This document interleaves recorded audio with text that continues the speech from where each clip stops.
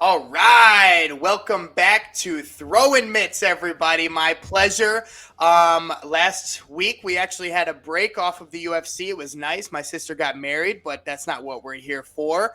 But no, it was a nice break. I'm happy to be back. Back into the swing of things. We've got a very exciting event, the UFC Paris event happening this Saturday, September 3rd, 2022. Main card starts at 3 p.m. Prelim at 12 noon, that is.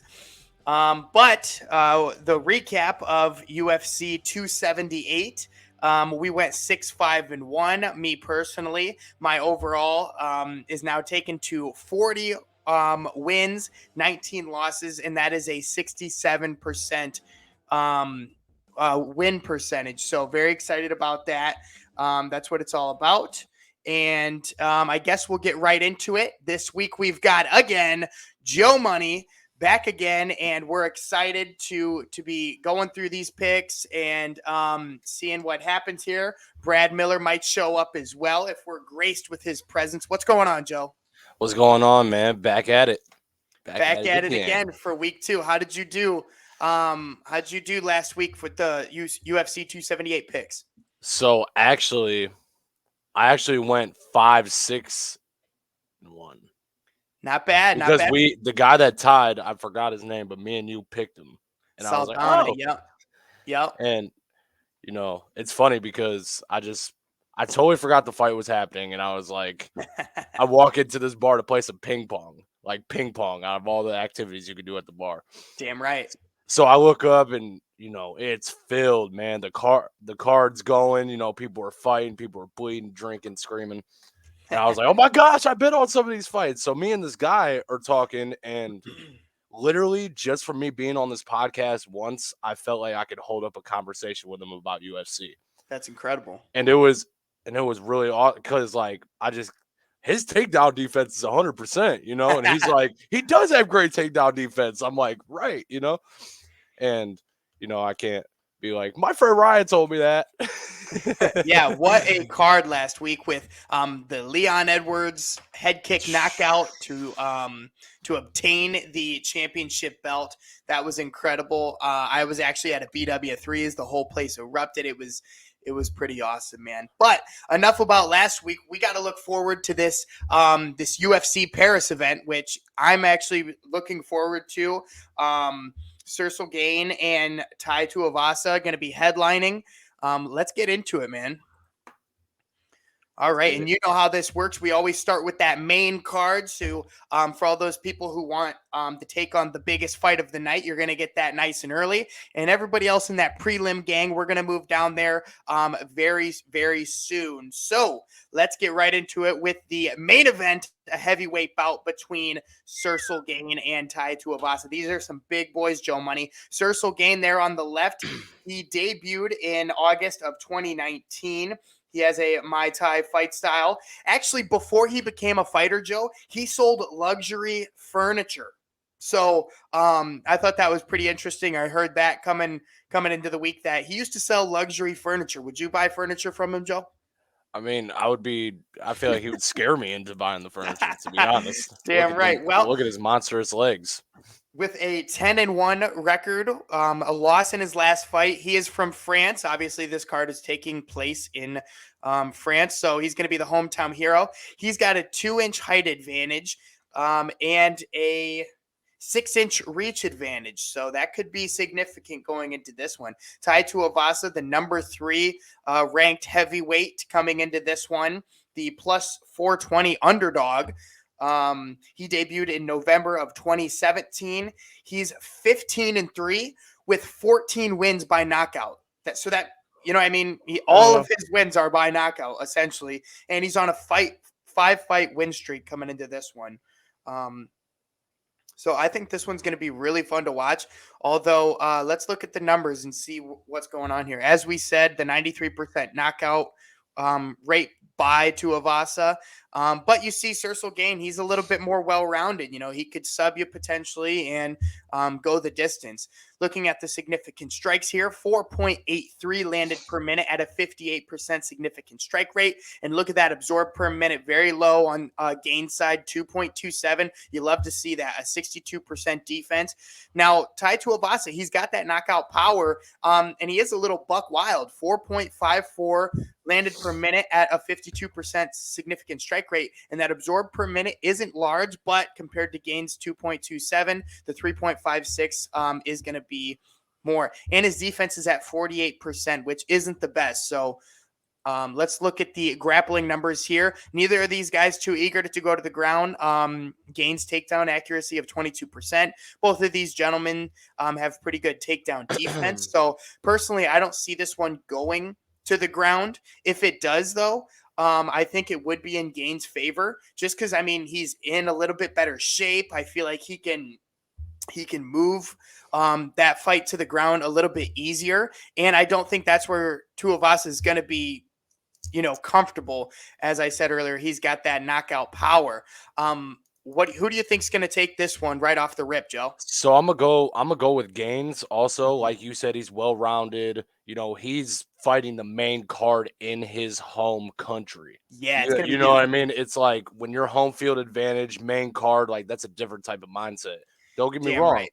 Don't get me wrong. Other guy has crazy knockout power. He's a big boy, 265. That's a lot of weight coming behind a punch. Hmm. But like if you go back to matchup stats, right? For Gain, he's very like just his length is longer, he's taller, his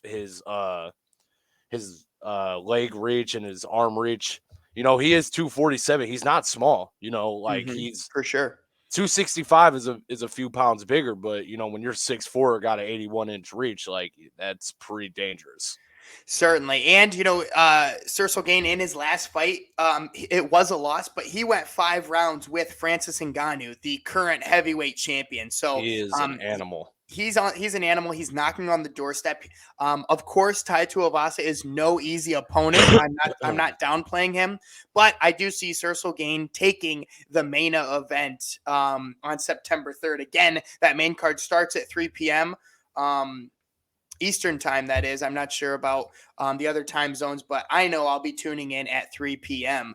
Getting into the co-main, a middleweight bout between number 1 ranked Robert Whittaker and number 2 ranked Marvin Vettori. Whittaker, the minus 230 favorite, and Vettori, the plus 195 underdog. A little bit about these guys. Whittaker debuted December of 2012. He's been in the game for quite a long time, and you see his record. His record tells that story as well. His fight style is Brazilian Jiu-Jitsu, while Marvin Vettori debuted August of 2016, still quite a bit. He is a all-around mixed martial artist, and he's got 9 wins by submission, which I think will be a factor in this fight. Looking at these two, 24-6 coming into this one for Robert Whittaker, a loss in his last fight. He's fighting out of Australia. And he's going to have the 2-inch leg reach advantage. Vettori 18-5-1, a win in his last fight out of Italy. And let's look at the numbers here. Their win by, you see Whittaker is going to have a 42% knockout rate, while Vettori only has an 11%, which is rather small. But you look at Vettori's sub rate, which is 50% of his wins have ended in submission. To Whittaker's 21%. The significant strike numbers, 4.54 landed per minute at a 42% significant strike rate for Whittaker, 3.32 absorbed per minute, rather low. You like to see that. 60% defense. 4.35 landed per minute at a 45% significant strike rate for Vettori. And his absorb per minute is just a little bit higher, 59% defense. In my eyes, I see Vettori taking these striking numbers. I think he wins it on these numbers and for the grappling as well. 2.04 takedown average over 15 minutes at a 45% takedown accuracy. Although you look at Whitaker's 83% takedown defense, is Vettori going to be able to take this one down to the ground and submit him? I'm not sure. But honestly, I don't think he needs to. Like I said, I think he wins the significant strike numbers. And if he's going to be aggressive on the takedown average, that's going to have Robert Whitaker thinking, you know what I mean? Is he trying to take me down? He's going to fake a lot. And Robert Whitaker head could be spinning as to where Marvin Vettori wants to take this fight. So in my eyes, I see Marvin Vettori, the 195 underdog, taking this fight. What do you think, Joe? I'm gonna have to agree with you on Marvin Vittori, man. He's yoked. I mean, look at him. He's Straight up. just half of his wins by submission like that. You know, he's special at that. That's his specialty. So Yeah. I do believe if as high as his takedown defense is, if over half your wins are submission, like he's probably faced somebody in the past that's probably had either greater takedown defense or just Mm-hmm. as much. So I think this is like if you look at the weight difference, Marvin Vittori is heavier. Damn right. He has damn near 20 pounds on him, So Yeah. and when you're wrestling around, that 20 pounds is a lot. Especially if he's on top of you, that's draining your energy. And Yeah. at the end of the day, I think he wins the ground game, but I don't know if he's going to have to depend on it, is basically my main argument for Vittori, because these significant strike numbers, and I understand we've said it once, we'll say it again, one punch is all it takes, one wild Mhm. punch to catch somebody is all it takes. But yeah, truly, I think he wins this fight. Although I do think it's going to be a very good fight. Robert Whitaker is, UFC legend. And I think it's going to be a good one. But again, Marvin Vittori is going to take the win on that one. All right, moving right along to a middleweight bout between Alessio Di Cicero, the minus 120 favorite out of Italy, and Roman Kopylov out of Russia, the plus 100 underdog. This one's going to be interesting. A little bit about these guys. Di Ciccio debuted April of 2016. He is an all-around mixed martial artist. Now he's going to have a 4-inch leg reach advantage, which could prove to be, necessary if he's going to be chopping down his calves and whatnot. He's got 4 wins by submission, and a little bit, further, his nickname is Manzo, which means beef. I just thought that was interesting. Hope you guys like to hear that. But Roman Kopylov debuted November of 2019, so fairly new into the fight game. I think this is his 3rd fight in the UFC. He's 8-2, Joe, and 7 of his wins are by knockout. So, Alessio Di Ciccio is more of a grappler. And Kopylov's got that knockout power. Although, Alessio has a little bit more experience with his record coming into this one, 13-6, a loss in his last fight. And like I said, he's going to have that 4-inch leg reach advantage. Kopylov, 8-2, a loss in his last fight as well, fighting out of Russia. Both these gentlemen are similar in the weight category and a 1-inch reach in Kopylov's favor. The win by percentage, like I said, 88% knockout rate for Kopylov, 46% for Alessio, the 31% sub rate to Kopylov's 0%. So, like I said, he's got that ground game over him, but let's look at the significant strike numbers. 3.3 punches landed per minute at a 41% significant strike rate, and the 3.24 absorbed per minute for Alessio. His defense is at 62%. Those are very good numbers. Now, Kopylov's 2.72 landed per minute at a 42% significant strike rate, and his absorbed per minute is a little bit higher. His defense being at 55%. I think he's tougher and I think, this is going to be a close fight and not an easy fight for Kopylov by any means. 1.62 takedown average at a 45% takedown accuracy. Like I mentioned earlier, Kopylov's 83% takedown defense. So again, that takedown average is going to have Roman Kopylov thinking. But I think he can be comfortable on the ground, and I don't think Alessio takes this fight on the feet. So I think he's going to try to take it to the ground. Whereas Roman Kopylov's got that 83% takedown defense, I think he'll be able to keep it up and hopefully knock him out. So I'm going to have to go with Roman Kopylov in this one. What do you think, Joe? See, this is gonna be a really good fight in my opinion Yeah. because both very high takedown defense. Mm-hmm. Um, if you look at the landed per minute, Romans is a little less, but But his significant strike rate is more. By right, 1% though. right, and it's pretty evened up. Honestly, I think it's I'd gonna be say. a great fight all around. You know, but I think I'm gonna go with Alessio on this one. All right, go ahead and mark it, book it. There's our first disagreement in this one, and we're gonna have to see how that one plays out on September 3rd. All right, so I'm gonna take Kopylov in that one. You got Alessio. All right, moving right along.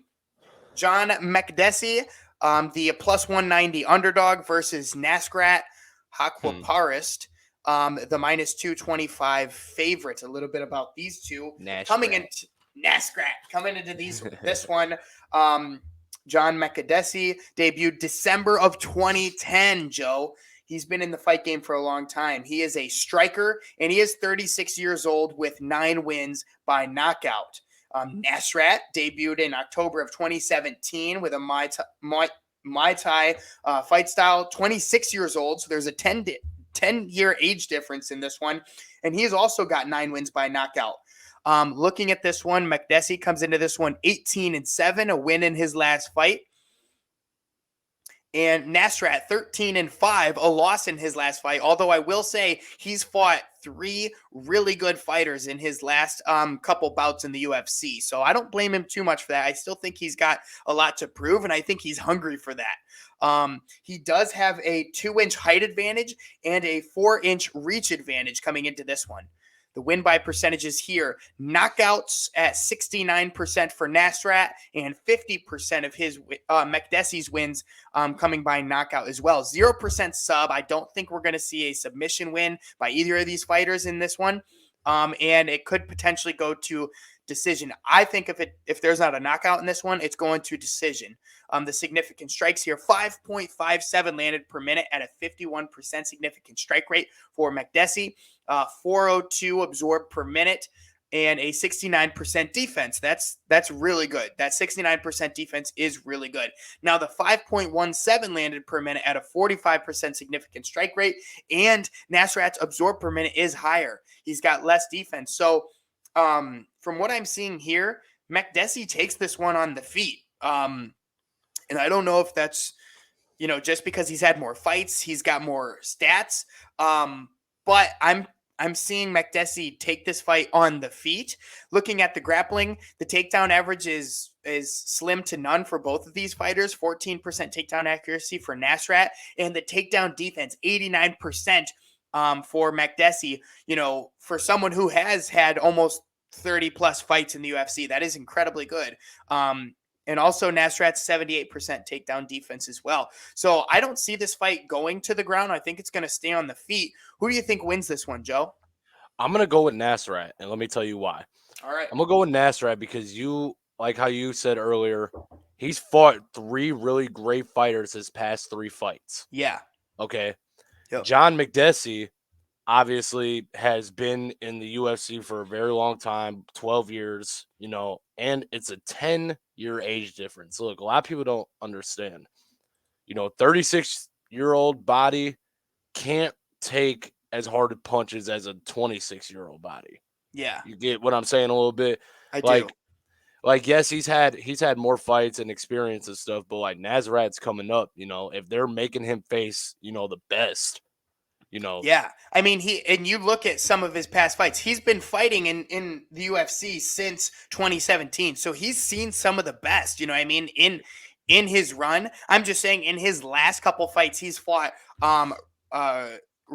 either Robert Garcia, and he beat him. And then he lost to Dan Hooker and he lost to Bobby Green, 2 of the best fighters in that division. So I think this is like a rebound fight for Nasrat. I think they're giving him an opponent who, Is experienced. is experienced, but kind of on his way out, 36 years old. And this is no disrespect to John McDessie. I'm just being real. I think this is a rebound fight for Nasrat where he can pick up some momentum and get right back into fighting the animals in this lightweight division, truly. So I'm going to have to agree with you that Nasrat is going to take this fight, and we will both agree on that one. Getting into a featherweight bout between William Gomez and Jarno Arens from Netherlands and Gomez from France. Now, these are two fighters debuting in the UFC on this night. This is their first fight in the UFC, although not their first professional fight. Gomez coming into this one 10-2.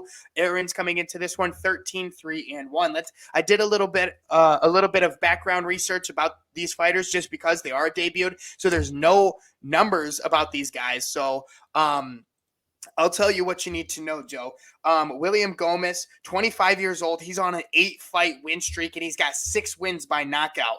And so he's got a lot of momentum. He's doing some damage in his European division. And Yaro Arens, he's 27 years old, and he's got 5 wins by submission. So I think this is that classic striker versus submission expert type of fight, grappler type of fight. So, again, there's not much to talk about in this one other than the fact that both of these guys are going to be debuting on the big stage of UFC Fight Night Paris, which, I mean, when they go over to Europe and whatnot, this is no just regular fight night. It's going to be packed. It's going to be like a pay-per-view event. You know what I'm saying? The fans are going to come out. There's going to be a lot of people there, and they're on the main card. So they're on the center stage, and truly, I'm going to have to go with William Gomez because he is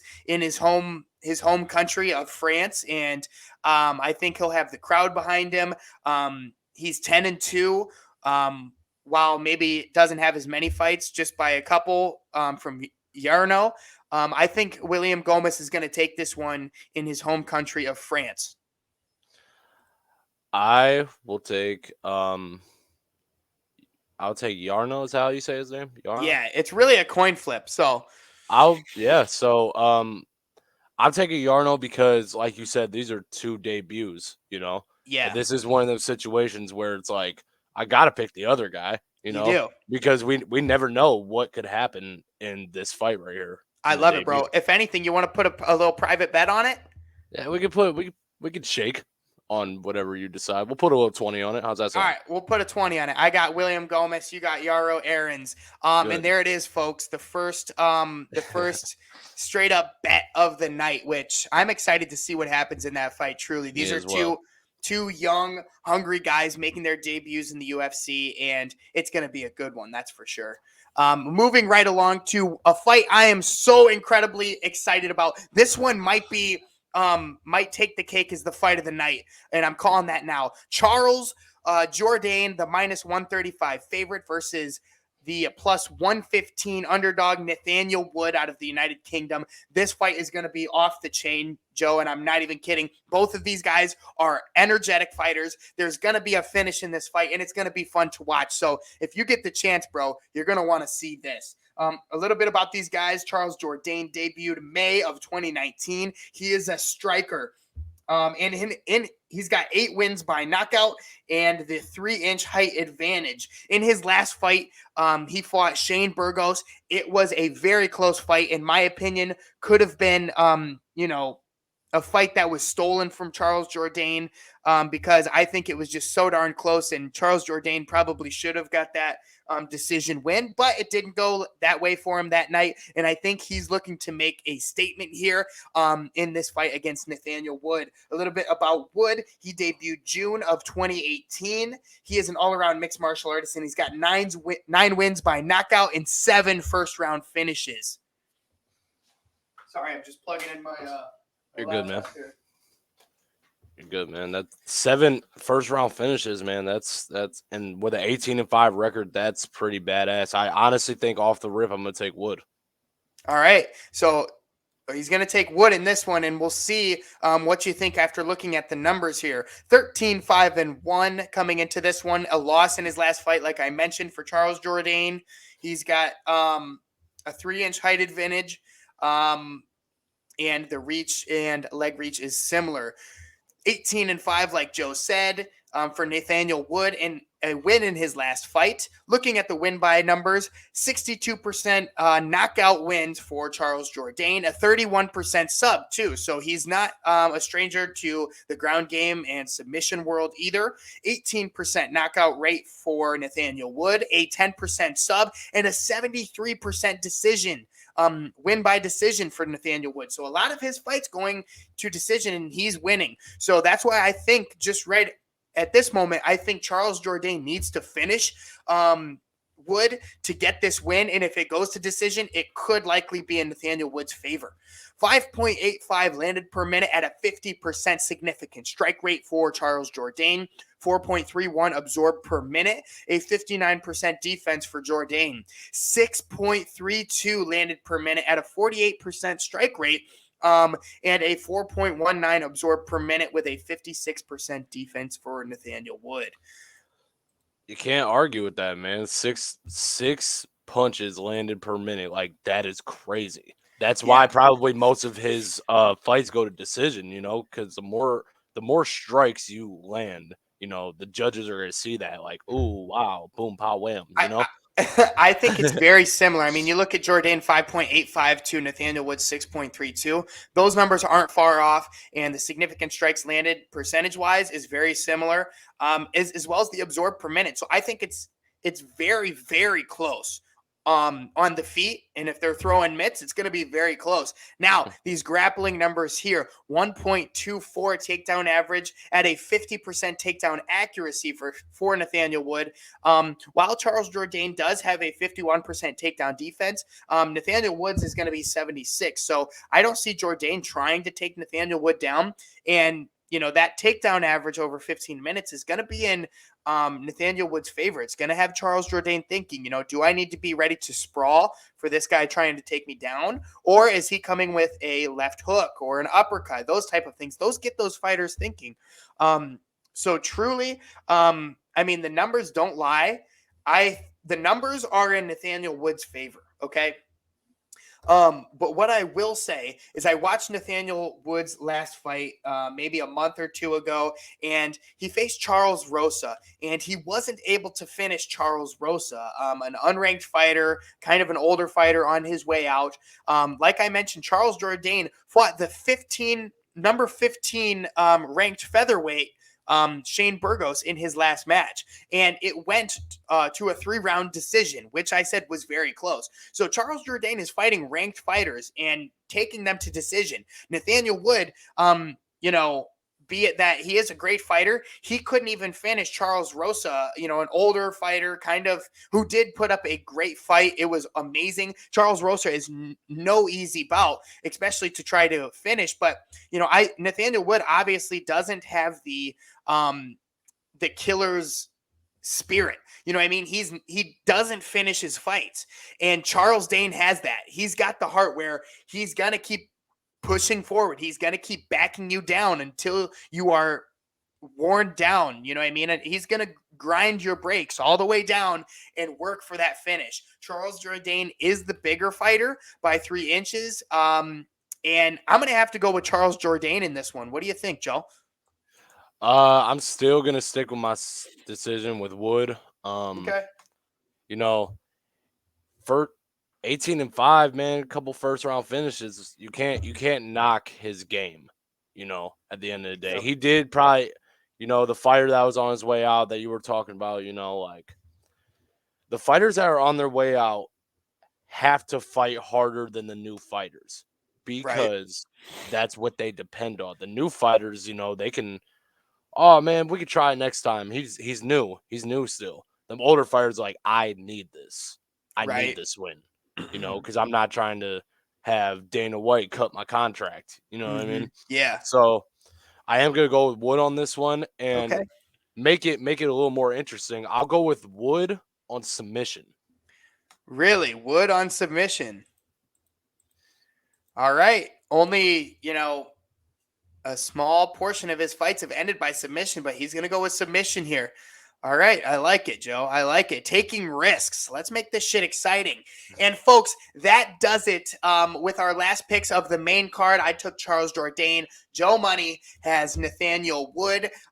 Let us know who you're siding with on that one in the comments. Again, if you like our videos, if you like what we're doing here at Throwin Mitts over on Full Tank Studios, please like, subscribe, get this video around the algorithm, get it out to other people. We're trying to build a community here, and we love all the interactions, so we appreciate you very much. Like I said, that main card's going to start at 3 p.m., the prelims at 12 o'clock noon, and please subscribe, and we appreciate all the support. And that leads us right to our prelim action, hashtag prelim gang for everybody out there. The featured prelim is going to be a fight between a newcomer to the UFC, but certainly not to the MMA game. Abus Magomedov versus Dustin Stoltzfus. Joe, this one is very, very interesting. It truly is. And I'll tell you why right now. Abus Magomedov coming into this fight, 24 wins, 4 losses, and 1 draw. To Dustin Stoltzfus, 14 wins and 4 losses. Both of these records very good, but that Abus Magomedov, 24 wins and 4 losses, dude, that is incredible. He's got a 2-inch height advantage and a 2-inch reach advantage as well. Now, a little bit about Abus Magomedov, because it is his debut and there's not as much information about him. He is an all-around mixed martial artist. He is 32 years old coming into his UFC debut. Out of 24 wins, 13 of those were by knockout, and he's got 14 first-round finishes. I mean, the proof is in the pudding with this guy, dude. He is a beast. And he has 11-1-1 in his last 13 fights. He is the minus 255 favorite. Dustin Stoltzfus, plus 215 underdog. He debuted November of 2020. He is a Muay Thai fighter, and he is 30 years old, and he's got 5 wins by submission. So kind of that grappler versus striker matchup here. 54% of his wins by knockout for Magomedov, 25% by submission, 15% by knockout for Stoltzfus, 38% by submission. Getting into the significant strike numbers, we're not going to have much on Abus because this is his UFC debut, but Dustin Stoltzfus, 2.97 landed per minute at a 41% significant strike rate. His absorb per minute is nice and low at 3.17, and his defense at 47%. The grappling numbers here, I mean, he's well-rounded for sure. 1.77 takedown average over 15 minutes at a 35% accuracy. His takedown defense, not the best, at 46%, and 0.51 submission average. Now, what do you think is going to happen here, Joe? I mean, with such a seasoned fighter, Abus Magomedov has almost 30 professional fights. He is a little bit older here. Compared to Dustin Stoltzfus coming into this one with 18 professional fights. What do you think? I'm gonna go with Abus all the way. Yeah. Numbers don't lie. Like it is a debut, which could be kind of nerve wracking. Fighting in front of a huge crowd, but like if you have 13 knockouts and 11 first round finishes, or vice 14 versa, first round finishes. 14, yeah, exact better. So Abus obviously knows what he's doing, when it comes to the stand-up game. Yeah. Now, we don't know about his, really the submissions or anything like that, which Dustin, has advantage on. But even if you go look at the grappling numbers and the significant strike numbers for Dustin, they're really not that high. He is well-rounded, but a lot of it's low. Yeah. So, it is very low. And almost 3 punches landed per. That's we've seen bigger numbers. Yeah, you're right. And the numbers that are there aren't that great. Yeah, so I am gonna go with Abus for this fight. I'm going to have to go with Abus Magomedov as well, the newcomer to the UFC, in that featured prelim there. Prelim card starts at 12 o'clock noon. Looking forward, Faris Ziam versus Mikal Figlak from Poland. We have another fighter from France here, Faris Ziam. A little bit about these two coming into this one. Ziam debuted September of 2019. He is a kickboxer, 25 years old, with 5 wins by knockout, 5 first-round finishes. And looking at Mikal Figlak, this is his UFC debut. Again, another debut. I love seeing these new fighters fight for the first time. Truly, it's so exciting, Joe. He is 26 years old. He is 8-0 in his professional fighting career, undefeated. And I did some extra research through his 8-0 fighting, tenure. His opponent's combined record was 46-19. So he's fought fighters with impressive resumes. He's not just fighting bums. You know what I'm saying? And that's important. I think that's important. Mikal Figlak is the number 4 ranked pro in the UK and Ireland in the lightweight division. So that speaks for itself. Although he's only got 8 professional fights, he's fought good opponents, and he is the number 4 ranked pro in the United Kingdom and Ireland.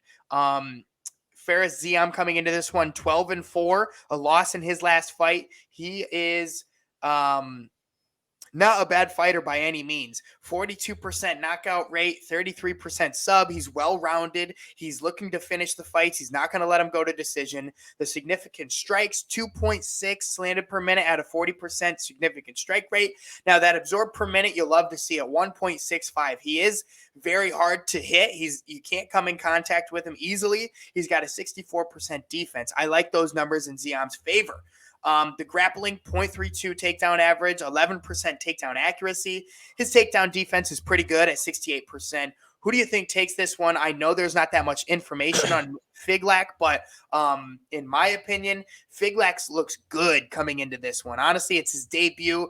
The lights are going to be bright. He's fighting, a guy from France. The odds are kind of stacked against him, but I think this is going to be the new coming of a very, very good fighter, and I'm excited to see what he does this weekend. 8-0 coming in, man. That's incredible, and the fact that he got to fight, people with amazing records, maybe this might be his debut, but he's fighting experienced, good fighters. Yep. I'm gonna have to go with Figlak as well. I think he's gonna give Ziam a run for his money. Damn right. Yep. He's gonna come in, especially being the number 4 ranked in the UK, and you're not even in the UFC yet. Like, come on, that's pretty fucking impressive. Yeah, I totally agree with you, man. So that's one I'm really looking forward to on the prelims there. So go ahead and check that one out starting at 12 o'clock noon. That one, along with the Charles Jourdain fight, I'm really looking forward to that one because I'm genuinely excited to see, how they play out. I mean, first off, Joe, I love talking about all these fights and really getting into the numbers and stuff because genuinely I want to see if what we're talking is, malarkey or if we are onto something here. I mean, the proof is in the pudding. I'm 40-19 through about a month and a half of picking UFC fights. I've got a 67% win rate, and I feel good about these picks. I really do. And I've said it once, I'll say it again. The proof is in the pudding, y'all. So let's continue forward into a middleweight bout between the number 12 ranked Nasiruddin Imavov, the minus 255 favorite, versus Joaquin Buckley, the plus 215 underdog. Azamatown Buckshank. A little bit about these fighters. Imavov debuted October of 2020. He is a striker, 27 years old, 4 wins by submission. And coming into this one, he's got the 4-inch height advantage. Buckley debuted August of 2020. He is a freestyle fighter, 28 years old. He is on a 3-fight win streak, and he's got 10 wins by knockout, which is no easy task. Could you hear that? Yeah. Imavov. Yeah, we're good. Imavov, 11-3 coming into this one, a win in his last fight. Like I said, he's got that height advantage, 4-inch height advantage. And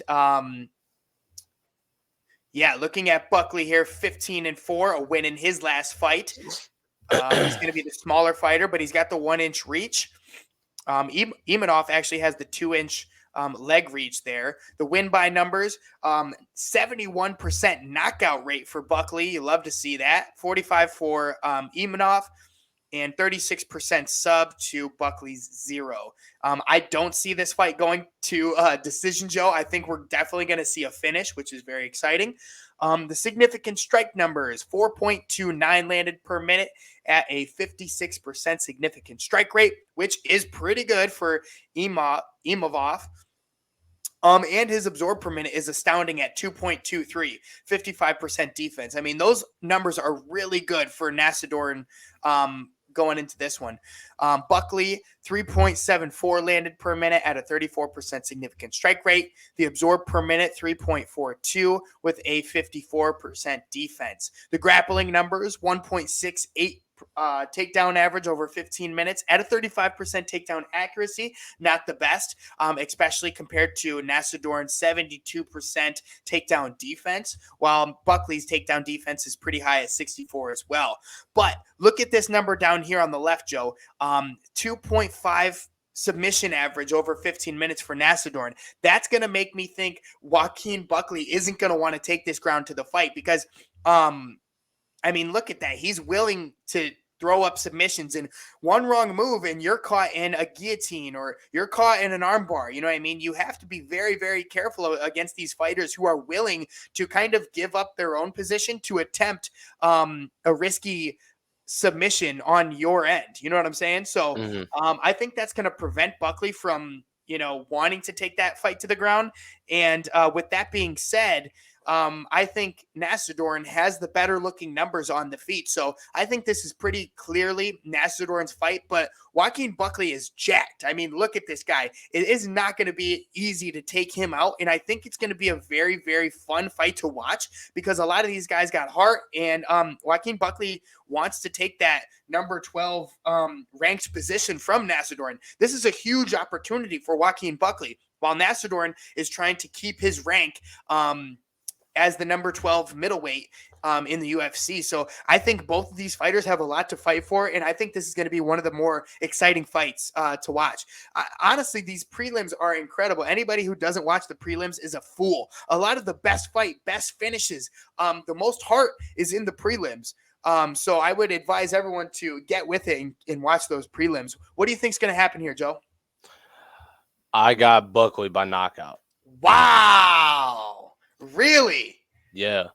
71% knockout rate.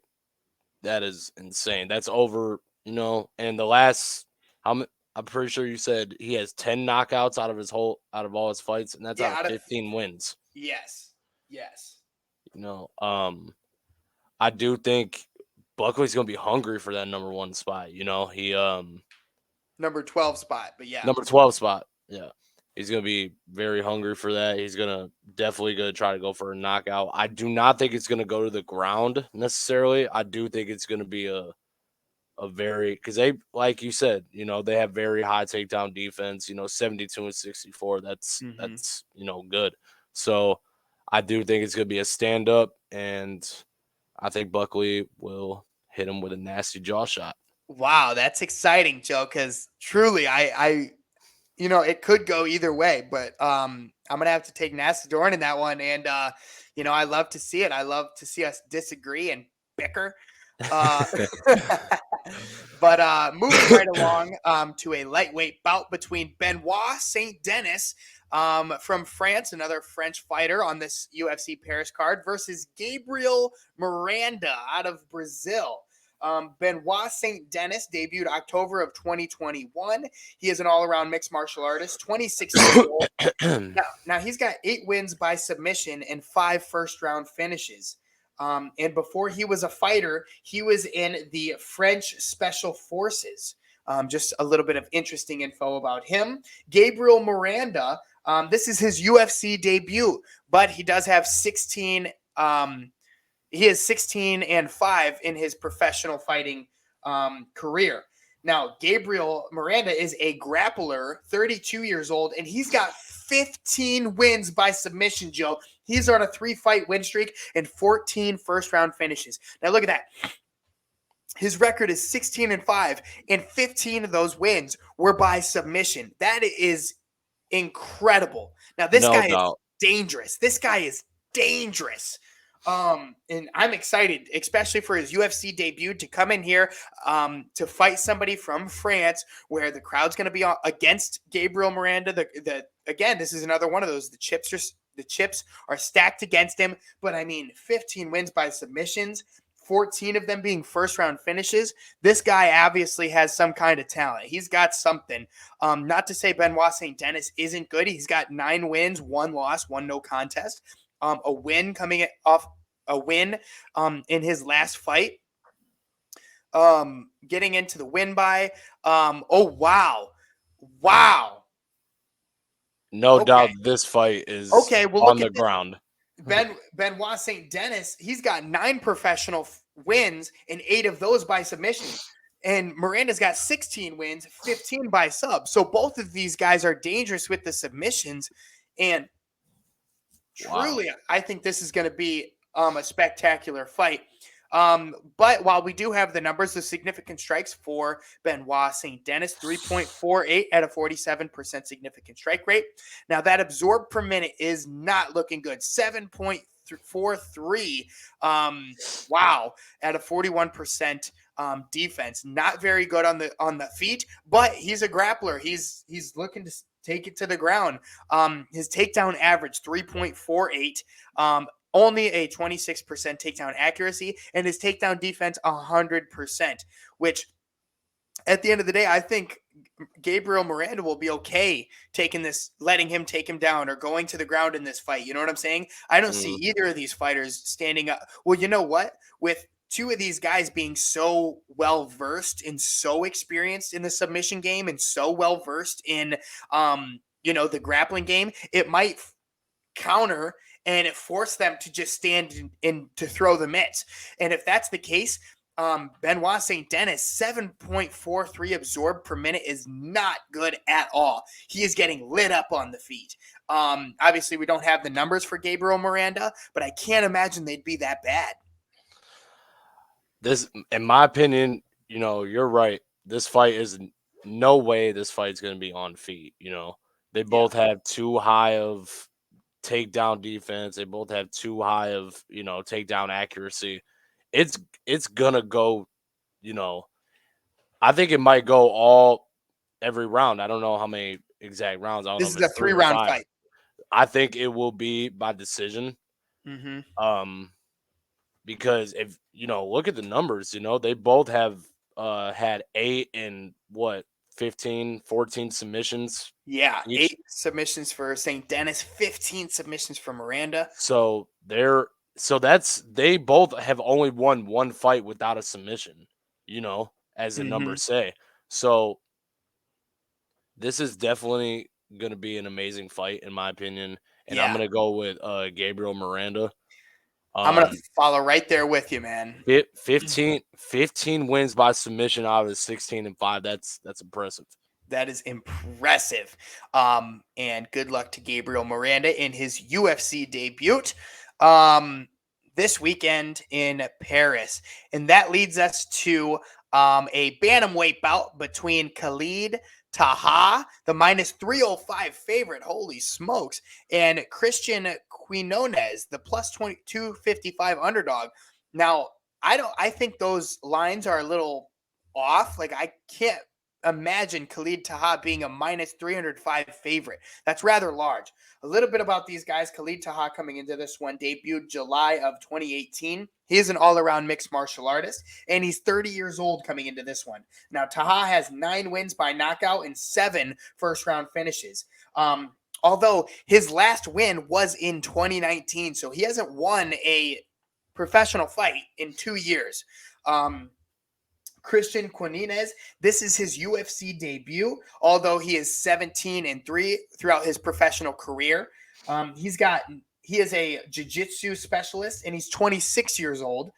He's got 9 wins by knockout, and he is a product of the Dana White Contender Series. He is going to have the 2-inch reach advantage and the 1-inch height advantage coming into this one, so he is the bigger guy. looking at the win by numbers, 69% knockout rate for Taha to a 53% for Quinones. The submissions very similar in 15% Taha, 18% Quinones, and a little bit higher on the decision side for Quinones. The significant strike numbers here, 2.69 at a 33% significant strike rate for Taha, which is very, very poor, not very good. 4.02 absorbed per minute. That's high, 45% defense. Now, Quinones, 5.07 landed per minute at a 41% significant strike rate. The absorb per minute is higher, but you got to look at that output. He's throwing almost 3 more punches per minute than Taha. So of course he's going to be open just a little bit more, and going, 1 point, literally one absorb over a minute more than Taha with that much more output at a 60% defense. So I like the standing numbers for Quinones here, which makes me think, why is he such a heavy favorite here? If anything, I think this is going to be a really close fight. I think, my bad, I didn't mean to interrupt you, but I think Quinones is like, if you're throwing and absorbing the same amount of punches, you have a very tough body. Mm-hmm. And I say that because if you're landing a punch and taking a punch and then being able to land another punch, that's tough to fight against, and if Dana White, he was a part of Dana White series, Yeah. Dana White obviously seen that in him, that he was probably a tough body, can throw and take punches. Yeah. I haven't seen the grappling yet, but so far I'm gonna go with Quinones on this one. Oh, yeah, let's look at it here. The grappling takedown average of 1 over 15 minutes, a takedown accuracy of 100%, and a takedown defense of 100%. Obviously, he's only had one fight in the UFC, so these numbers are very, Mm-hmm. that was over just one fight, while for Taha, he's been fighting since 2018 in the UFC, and he hasn't attempted any takedowns, which is odd. And his takedown defense is 61%. So if Taha has no interest in going to the ground, his significant strikes should be a lot better. You know what I mean? If you're going to be a stand-up fighter, you should have the stand-up numbers. But that's not the case here. His numbers are so bad, truly. So for being a stand-up fighter, yes. For being a stand-up fighter. So I'm going to have to go with Christian Quinones 100% on this one. And honestly, with him being a plus 255 underdog, I'm going to have to put a good chunk of change on Christian Quinones, because I think he's got everything to finish this fight. Look, he's got more wins and less losses. He's got more professional fights than Taha. And this is just bizarre to me. I think this is this is easy money taking Christian Quinones. I understand it's his debut under the big lights. I mean, you're fighting at UFC Paris, where this is going to be a huge spectacle. The crowd is going to be going bananas. But truly, I think this is an opportunity for everybody to make a little bit of money. I might put damn near $100 on Christian Quinones. Look at this guy. Truly, I mean, let's see if I put $100 down on Quinones this weekend. Let's see what my winnings would be. Oh, damn it! You know what? I remember why I didn't, is because my bookie doesn't have. Oh, yeah, it does. It does. My bookie has Quinones at a plus 110 underdog, so not as good as the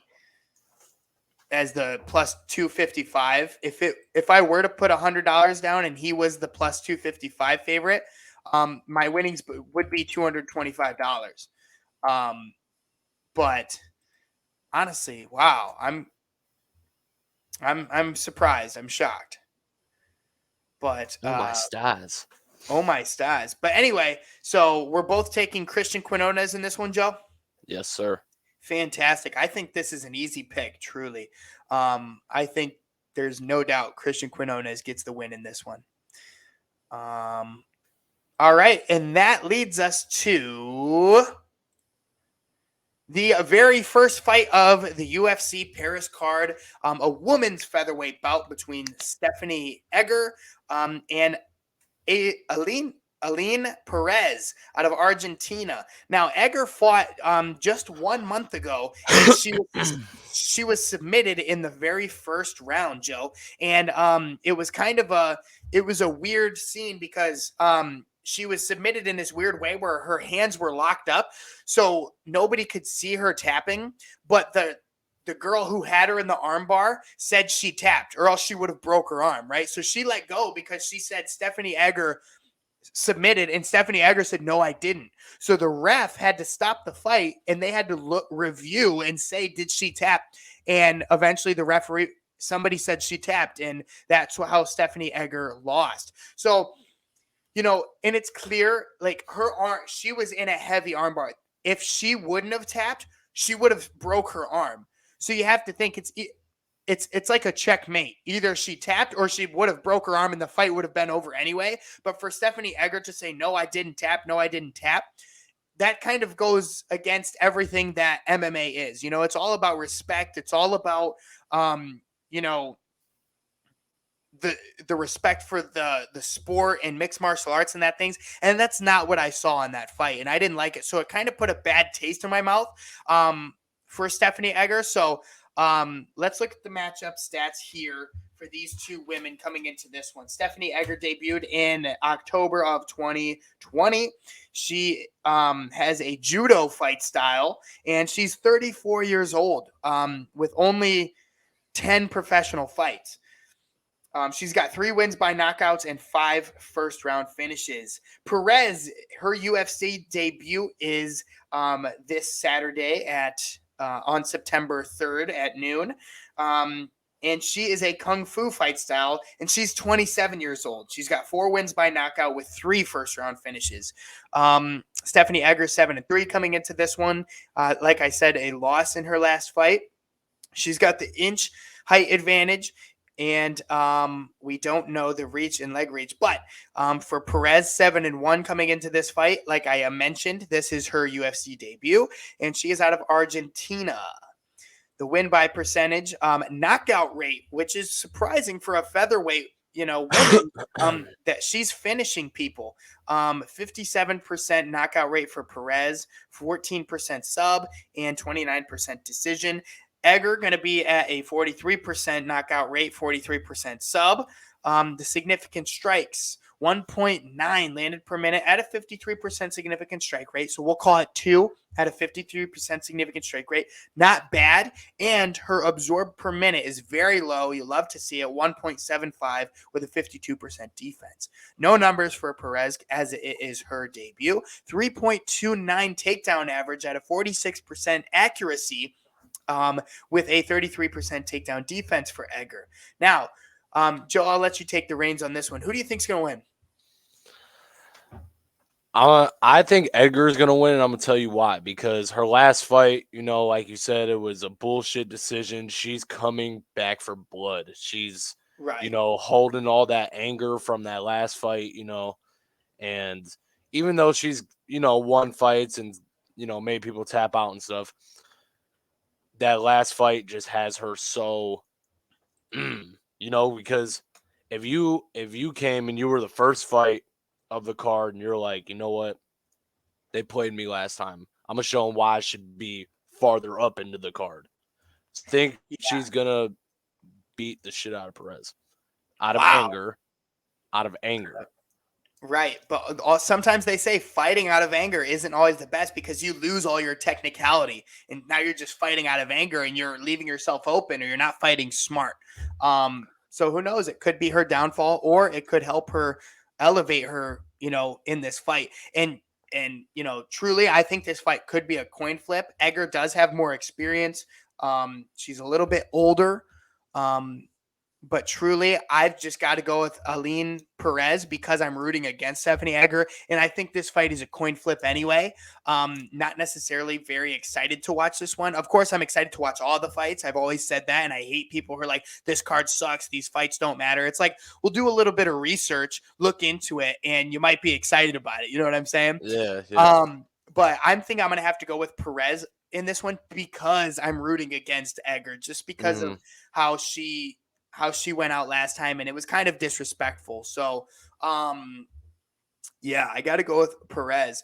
But I guess that finishes it out, Joe. What do you think about this UFC Paris card? Do you think it's going to be exciting? What do you think, man? It's a lot of debuts, man. I think it's gonna be a great card. Very, very exciting to see a lot of new fighters. And, to see some experienced fighters give, basically a nice punch in the mouth to the debuts, like, hey, welcome to the UFC, Yeah, and that's really what it is, man. I mean, you don't no, none of these guys want to be beat by somebody in their first fight in the UFC, and Right. the people whose debut it is in the UFC, they want nothing more than to win their first fight, you know. Hmm. So I'm excited. I hope you are too. Are you going to be watching it? I will be watching it at my local bar, Shooters. Nice, nice, dude. And if you ever want to watch it, dude, I can always, if you don't want to go out to Shooters or whatever, man. Dofu Yep. first and foremost, and also I have an ESPN Plus account. Always willing to help you out and let you see these fights that you are now talking about on a regular basis. I thought we were going to get Brad Miller in here. It didn't quite work out that way. He didn't make it, but Come on, best. Brad. Come on, Brad. Come on, Brad. Say one thing and he always does Yeah, Brad. Come on, man. another. But no, good luck to you with your picks. And I got $20 on Gomez. Yeah, and I got $20 on the other guy. No, Awesome, man, man. it's gonna be great, and I will definitely be watching that fight because I have $20 on it. So Of course, man. now, And as always, it's so fun to go through these fights with you, man. I'm glad to be back at it after we had a week of rest, a break last week. So it's good to be back, and I'm glad you made it on again. This is Throwin Mitts. Like I've said once, I'll say it again. The proof is in the pudding, y'all. We are dealing out good picks here, and we love what we do. And if you love what we do, please subscribe, get this video around the algorithm, do a little commenting down there, and we appreciate you guys. So big peace, all love.